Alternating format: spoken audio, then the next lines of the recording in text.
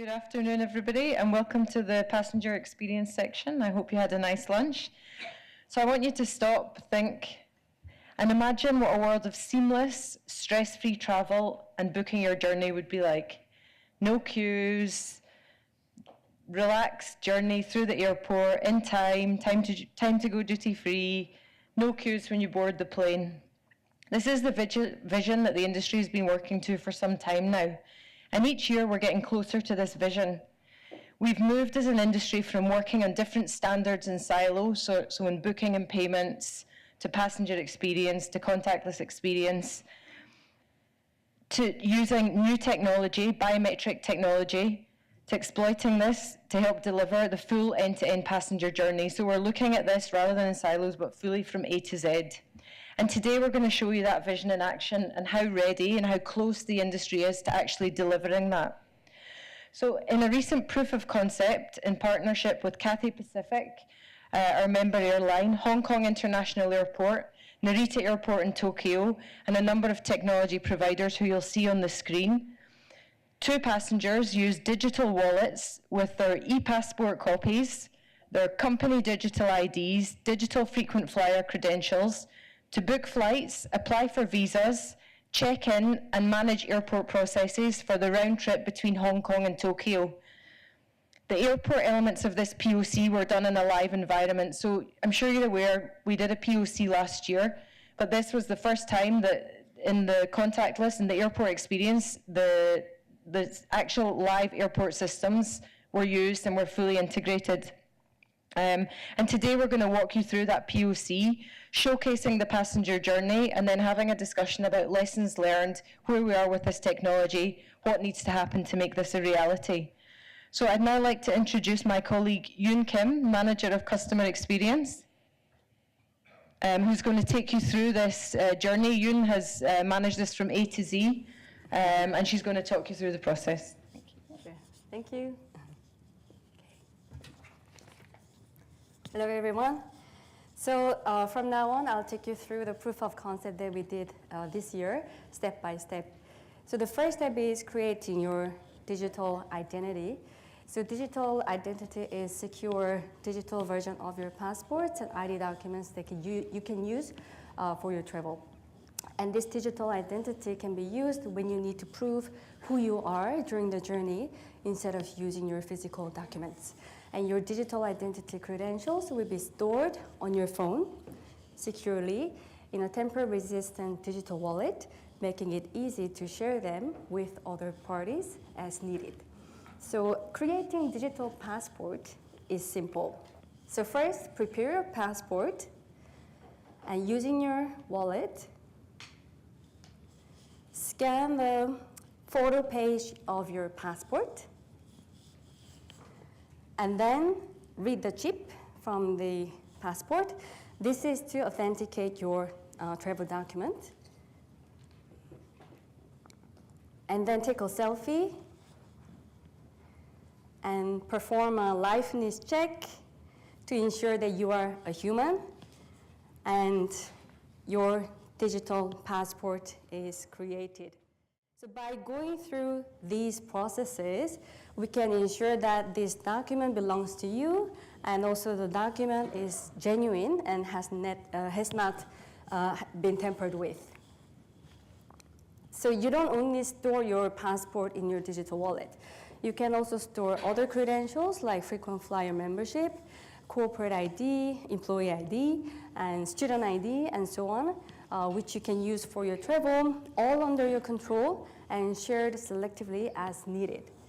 When you book your flights, you can share your preferences, entitlements as verified credentials, and then if you share them, then airlines can offer you with more tailored, relevant options.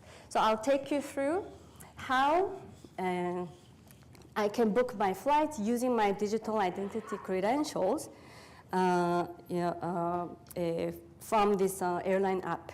So before that, I can show you what credentials I have in my digital wallet. So as you can see, I have e-passport copy, I have corporate ID, which means I'm a employee of this company. Also, I have this live biometric image, your photo of your face that has been taken during the creation of digital passport. And also you have this digital copy of your visa. I'll explain this a little bit later. So go to the airline app. And here, when you start booking, you can first share your employee ID to get a corporate fare from the airline. So here, I'm sharing my corporate ID from digital wallet. Okay. And then you can start booking. So I'm going from Hong Kong to Narita. This is same booking flow as today. So I was offered a corporate fare here, and then also select. Now you can just confirm your details, and then make payment, and your booking is confirmed.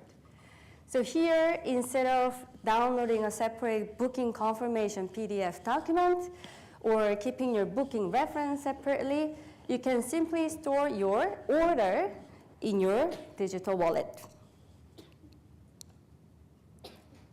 Okay? So legacy booking references or e-ticket numbers will be replaced by a single order that will be stored like in this digital wallet in the future. So now, because I completed my booking, I need to apply for a visa to enter the destination country. In the visa application, usually you have to share your information. And instead of entering manually my passport information or flight information, I can simply share those credentials from digital wallet. Then my information is populated. And then once the visa is received, like this, you can also create a digital copy of it and then store it in your wallet. So this is the visa copy that I just showed from my wallet just before. So this way you can also store your digital copy of your visa, and now it's good to go. So I'll take you through check-in process and also how to prepare contactless experience, and also how you can become ready to fly. All right. So coming back to this airline app again, and now I'm going to I'm now going to check in, and I need to access my trip to check in, right? And instead of entering manually the booking reference and my last name here, I will share my order from digital wallet just by clicking the button. Okay? Then now I can access my trip. So check in, I need to also provide my passport information, and instead of also manually entering my passport information, I can also simply click the button and then share passport information.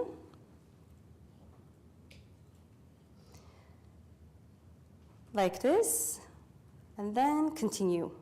And now, the airline tells me that I need to prove that I have a visa. Visa is needed. So I'm gonna share my digital copy of visa from my digital wallet. Okay. And then check-in is complete. And I can save my boarding pass into digital wallet.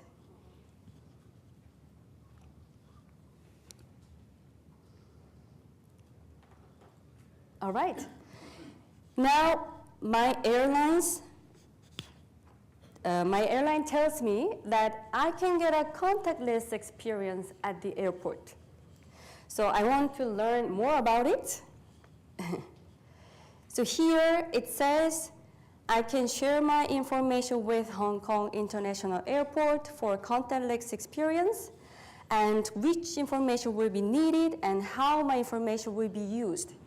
So I read this, and then I'm giving my consent and sharing my information with Hong Kong Airport directly from the wallet. Okay?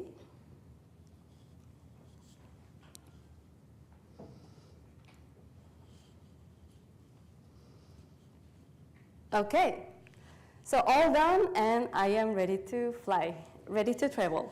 So now I'm going to go to the airport. Okay. And because I shared my credentials already, so I can board the flight with my biometrics only without having to show my documents. So here you go. All right. So this biometric equipment was provided by NEC, our POC partner, one of the partners, to support this Global Media Day. Thank you.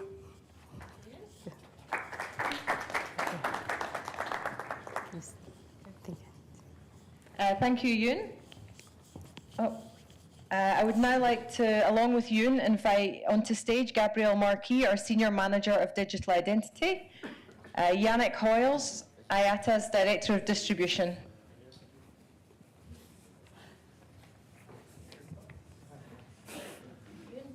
Should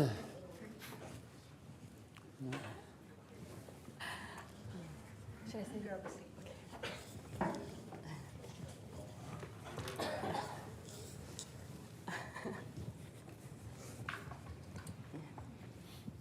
Yoon, thank you, very seamless. I liked your blue suitcase as well.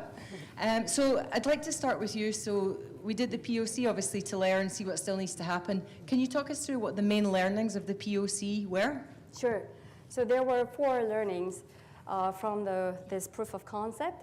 So the first one is that we confirmed the importance of industry standards for achieving interoperability.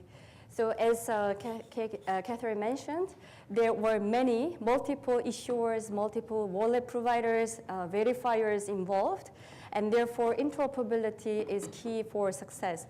And we proved that our industry standards are ready to achieve that interoperability, and therefore we will continue to enhance and complete our standards going forward. And the second learning is that we confirmed improved customer experience. As you saw in the demo, all you need to do was just clicking a button and sharing your information without having to prepare any documents separately and inputting any information manually. So we confirm that this will indeed will provide improved customer experience. And the third learning is that we confirm the compatibility with the existing biometric systems at the airport. So it's important to remember that there are many airports who have biometric processes in place today.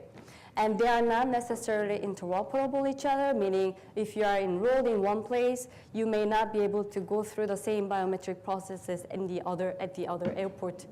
Therefore, using these digital identity credentials, we hope that the customer can only use single digital identity and share them with these different airports and then go through the same process. And the fourth learning is that we discovered potential challenges and opportunities. And of course, the main learning from here is that it's so important to engage governments from the early stage to gain their support on using these digital identity credentials. Thanks, Yoon. Yannick, question for you now. So I didn't see any PNR or booking reference on the screen. Can you explain, then we're moving to one orders. Can you explain what that's about, please? Yeah, I think the simple way of describing what the order is, it's about simplicity. Simplicity for the customer. So on the screen here, you can see an example. In today's world, and I'm sure it's happened to you because you all fly. You've all flown maybe here, or you fly for your holidays with your family. If you look at just 2 people doing a one-way flight they booked through a travel agent, say here's to New York, could be to anywhere in the world, any destination, and they've also booked a seat. In terms of references, they're going to have 2 PNRs, reservation numbers, you call them, 5 digits, one for the airline, one for the travel agent. They're going to have an e-ticket each, and then 2 what we call EMDs. Now, I'm sure you all know what an EMD is, an electronic miscellaneous document. So in effect, they've got, can I have one more click, please? And they've got 6 references for this journey. And why do I have 6 references? Well, the background is very, very simple. It may seem a bit crazy, but it's simple. Is that the PNR, the reservation, is what you've booked. Okay? The ticket is what you've paid for. See, in our industry, there's one document reference for what you've booked, one document reference for what you paid for. And the EMD is another reference for what you've booked and paid for, but it's not the flight. So the seat or the bag or anything else, for example. Well, that's why you've got all these references. And on top of that, because all this is half a century old, the PNR dates back to 1964. Half a century old, these systems do not communicate automatically. Hence, if there's a disruption, or even if you want to make a change, you can imagine that all this needs to be reconciled manually. Not to mention if it was an interline flight, or if you had a transit somewhere, or if you traveled with some children as well. It gets very, very complex. However, in an order world, the whole point of this is to moving all these references under one single record, which is the order ID. Under this order ID, you'll have all the different items and services that you've purchased. And the beauty of this, beyond being just simpler and easier from a customer point of view, is also that you can add and remove very, very seamlessly. And in the event of a disruption, there's no need to resync. Have you heard the word when you've been in airports wanting to change something? Oops, I've got to resynchronize this and that. Sorry, I can't access the system. That's gone in a world of orders, because it's one single reference with all the information that you can add, change going forward. So from a customer point of view, it's much simpler. The whole servicing component, for example, is very, very easy, either before or during the flight. And that's kind of, in a nutshell, what one order is about, Catherine. Thanks, Yannick. So now, Gabrielle, moving to the big elephant in the room, data, privacy and protection. Our global passenger survey tells us that people are increasingly willing to share their data, but they're still really apprehensive about what's happening to that data and how secure that data is. So, Gabrielle, how is sensitive data, like passports and visas, protected within these digital wallets? Yeah, and well, the good thing is that maybe we had like 60 years since the PNR was invented to progress on technology, and we've got like many tools actually to protect data and best practices that have been learned through times. So maybe just I'd like to bring these elements together so that people can actually understand how much is behind the scene, behind this simple click to secure people's data. So actually first, encryption. Data is always encrypted, either when it is stored or when it's traveling. Then that data is not placed anywhere. It's not in a centralized honeypot where hackers might want to get into. Is it inside each traveler's phone? So which means that it's placed decentrally in a secure enclave on your phone so that not even other apps on your phone can access it. Then beyond that, actually, you need to authenticate or logging to your phone with your biometrics to access and release that data. And when you do so, you actually don't share everything at once. If you just need your first name and last name when you book your flight, then that's the only thing you get. So we only share what's needed. And that data, maybe one thing to emphasize is that it's shared via secured connection without intermediaries. So in the case where the traveler releases or shared his biometric for contactless travel, the data went directly from Yoon's phone to the biometric gate. No one in between, no airline, no data broker. So it's really much as secure as can be. And on the best practice side, so obviously keeping things up to date and following privacy rules whenever it's needed. Okay, so it's clear I'm only sending the data that is necessary for that part of the journey, so that's clear. But the digital wallet, I saw on the screen, there was 2 digital wallet companies, so I store the data in the digital wallet. But surely, if the data's in the digital wallet, then do the digital wallet company not have say over this? Do they not own it? So in any case, the paradigm which is followed here is that it's your data, your property. So even though someone is providing technology to support these facilities, data remain your data and it remains in your control. Okay, but I'm super forgetful and sometimes I lose my phone or misplace my phone. What would happen if I arrive at the airport and, I've left my phone at home? Yep, so in any case, we'll always have backup processes. So the same way today, you can check in at the airport. If you forgot to do your online check-in, there will be manual processes or face-to-face processes that can be followed. And I guess that would be the same for my parents who don't have a smartphone, period. Indeed. So inclusivity and accessibility means that we'll always have non-digital options available. And the beauty actually with this is that if more and more people use the digital channel, then people at the airport can have the time to focus on the people that need the support. Thank you. So going back to the proof of concept, Yannick, what are the next steps in this? What are our work areas focused on to make this a reality? So the work we're doing on the order is part of what we call the Modern Airline Retailing Initiative that I think I spoke to you about last year. So it's under this overall banner. So there's lots of work going on in the area of distribution, enabling airlines to make better offers to their customers, for them to be more transparent. But there's also work going on in the area of payment, because if I recall, one of the scores in our global passenger survey this year suggested that in this room, there are about 100 of you. If you'd have tried to each book a seat or a bag or something like that, 20 of you would not have been able to make the payment. And customers find that very, very frustrating. It's bad for the airline because it's a missed opportunity, but for the customer, it's very, very frustrating. So these are kind of the things that we look at under the banner of the Modern Airline Retailing Initiative, because it's all about airlines trying to get those capabilities that are typical of online retailers so they can be more agile and more customer-centric. And how close are we to airlines actually moving to using one order? Have you got a time scale? Yes. Excellent. Now, record this so that we can hold them to it. No, there's been a lot of work done this year by the consortium of airlines in this journey to retailing.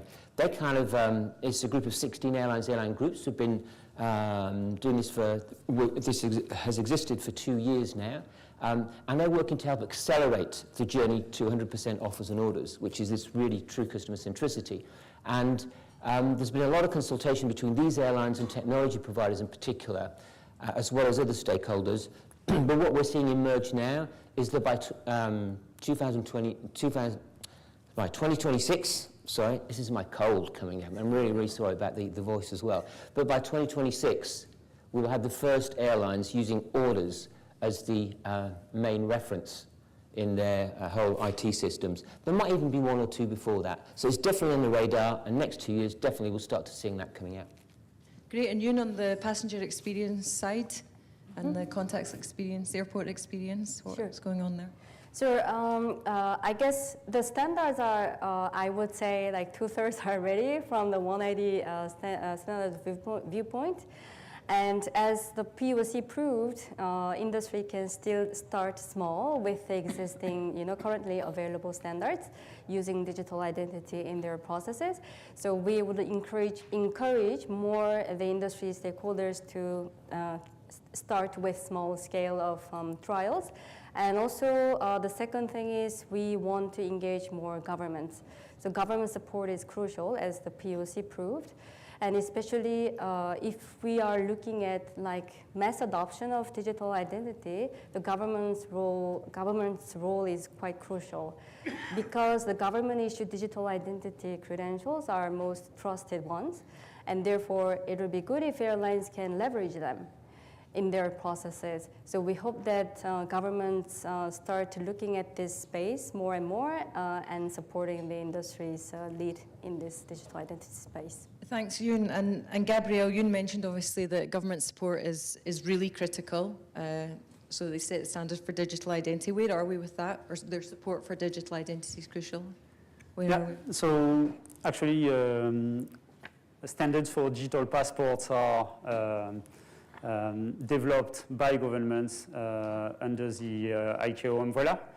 So the first phases of that work have progressed, but there is still some work to do to be able to replace the passport, the booklet, as we have today, and to be able to fully digitalize that and have that in a digital wallet of the sort you've seen before.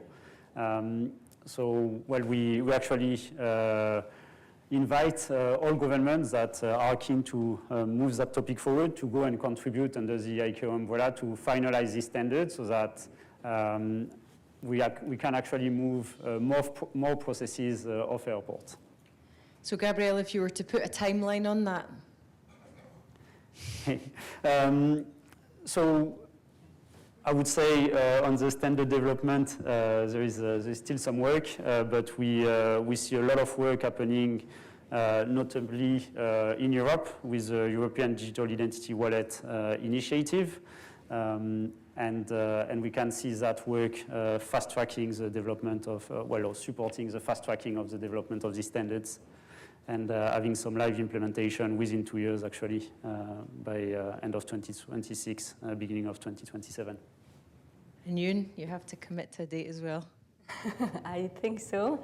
I think, at least for the airport facilitation side, as you saw in the proof of concept, many governments have already some biometrics processes in place. And we hope that these airports explore and learn more about these digital identity technologies and see how they can consume these digital identity credentials in their existing biometric processes. Actually, in fact, there is already live implementation case in India using DigiYatra under the DigiYatra initiative. And also we expect to see more these type of implementations happening from next year. Great. Yannick, you already gave us a date of 2026 for when we're looking at starting. Do you want another date? No, but I do know that there's a lot of work going on in the meantime before then to simplify things. Have you got any more details that you can share with us on this? Just very, very briefly, again, the consortium's been doing some work based on what Gabrielle's doing on digital identity, what Eoghan's been doing on the whole world of biometrics. And if you bring one order, one ID, digital identity, biometrics together, you can do a hell of a lot. But you can certainly ask yourself 2 questions.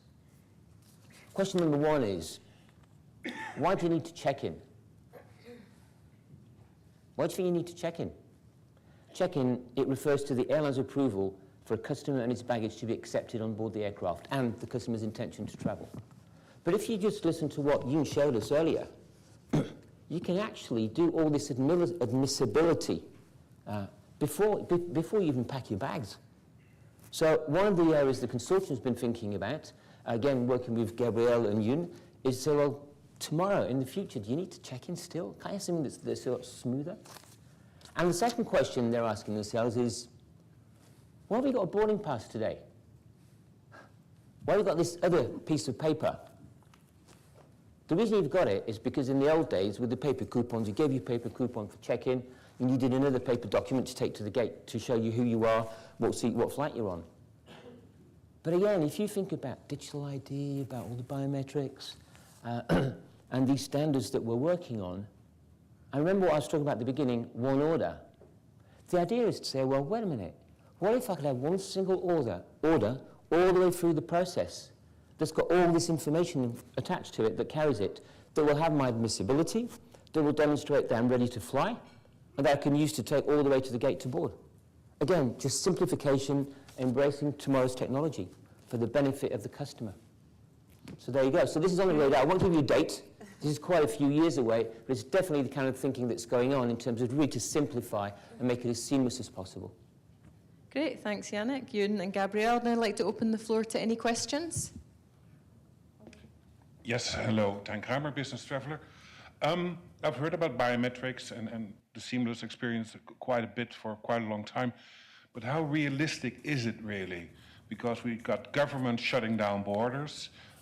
In a sense, you know, something like between Hong Kong and Narita, two high-end economies, two high-end airports.